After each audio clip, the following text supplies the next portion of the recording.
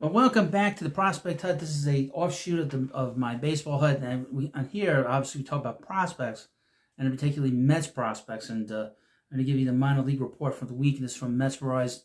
Now, I'm also on Substack. You can check me out. I put the link in the description. Also on Facebook. So this video will go on all those two different platforms as well as YouTube. This is from Mets Miners Weekly Report. Jonah Tong delivers another hitless performance. This kid's been unbelievable. Jonah Tong remained unhittable this week, literally. Over 5 innings in his start for the Binghamton Roan Ponies, Tong didn't allow a hit, walked 3, and struck out 11. There aren't enough words to describe just how impressive he has been. Over 10 starts for Binghamton, he owns a 2.02 ERA with 83 strikeouts and 49 innings, but he has to get the walks down. The walks are up by 4.5, much harder than they were last year, but they're not as hard as they were 2 years ago. 2 years ago, they were like up 7 point something per 9 innings. In other Mets minor league news, the team's 4 full season affiliates came back down to earth a bit as they combined go 21-2 last week. Collectively, offense was down, but that doesn't mean there weren't some notable individual performances. Syracuse Mets lost their last series by dropping 4 of 6 games to the Buffalo Bisons. Offense wasn't the issue, as the Mets scored 42 runs in the 6 games, including 18 and an 18-0 shutout. The 2-4 series record dropped Syracuse to 29-34, which has them in 7th place in the 10-team International League East division. 6 Mets hit home runs, including David Villar, who led the team with 2. Villar is a few weeks into his tenure in the Mets organization, recorded just 4 hits in the series, and he now owns a .844 OPS. Luke Ritter had another breakout week, recording the highest slugging percentage on the team for the series. He went 6 for 19 with 2 doubles, a home run, and 3 walks. He was also tied for the team lead with 6 runs scored. Ritter is really starting to turn it on, owning a .992 OPS in his last 17 games to raise his season OPS .724. Drew Gilbert led the team with 6 RBIs in the series, also recording a double, a triple, and a grand slam. Despite this, Gilbert went just 5 for 23 and had a .699 OPS in the series. His OPS on the season is now .655. That is troubling. He did hit a home run on Wednesday, I will say that.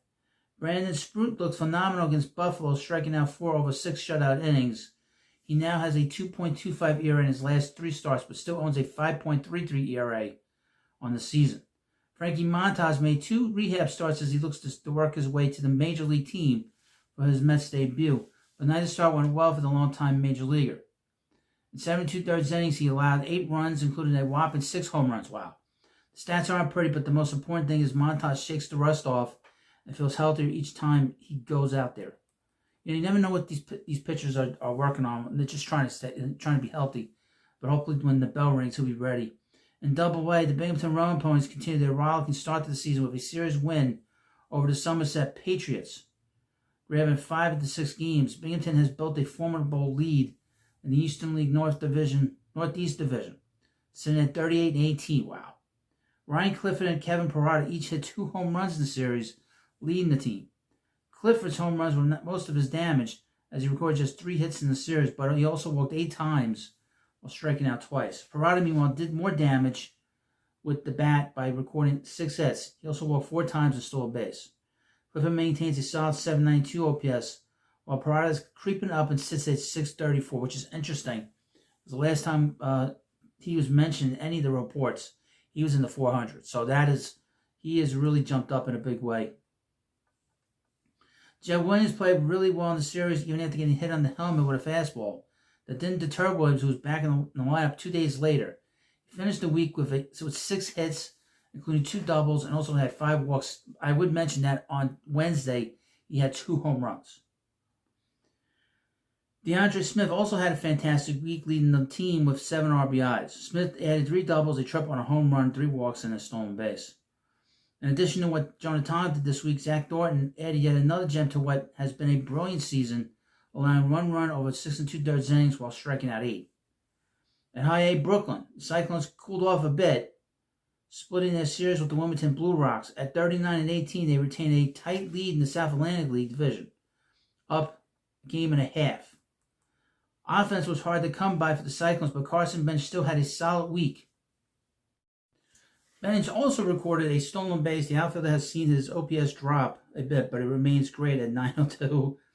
Despite poor performances with the bats, the Cyclones still did some damage on the base paths. Marco Vargas led the team with 5 steals, while A.J. Ewan and Chris Suaro swiped 4 bags each. Ewan extended his organizational lead in stolen bases as he now has 41 in 51 games. Wow. Jonathan Santucci delivered arguably the best start of the week for the Cyclones, continuing his resurgence after a rough start to the year. Santucci struck out 5 over 5 in the third innings, lowering his ERA to 4.32. His ERA over the last 4 starts is 0.44. Nate Dome Joel Diaz also delivered solid starts.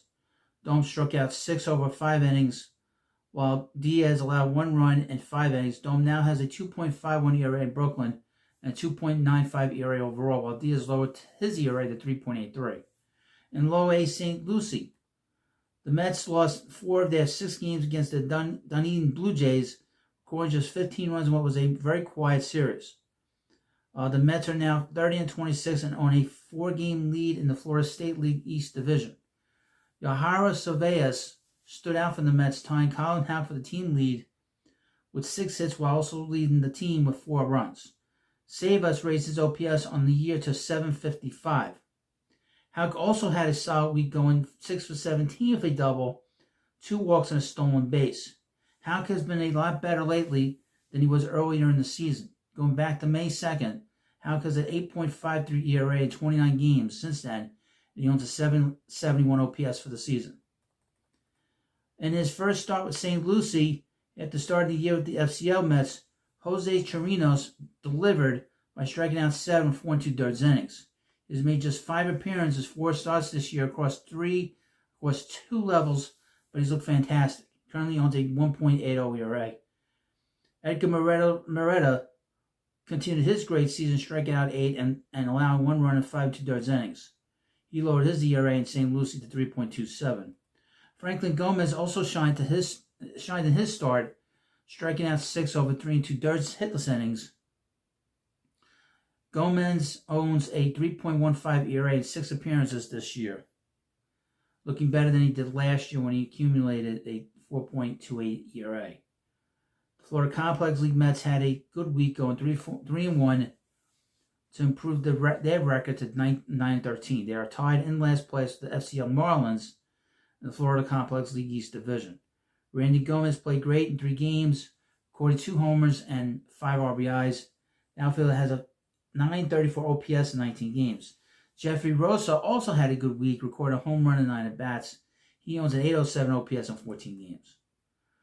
Jace Hampson, the Mets' 18th round pick in 2024, allowed 1 run in 4 innings in his start.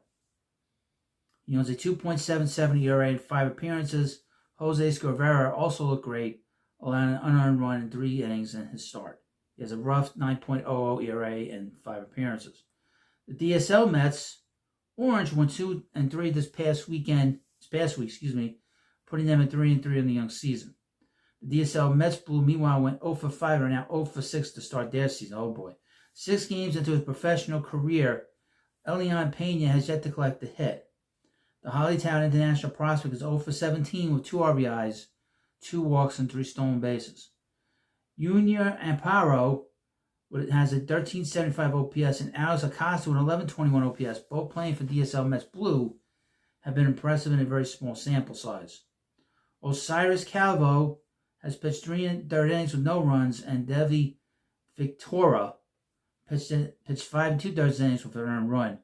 Both pitching for DSL Mets Orange have also impressed. So this is what happened this past week. And hopefully you subscribe to the channel. And of course, follow me on Facebook and on X. And of course, subscribe to my Substack account. Everything about the Mets is here. And a little bit of comics, a little bit of this, a little bit of that. But mostly, let's go Mets. That's basically it. So thank you for watching this video, and I'll see you later.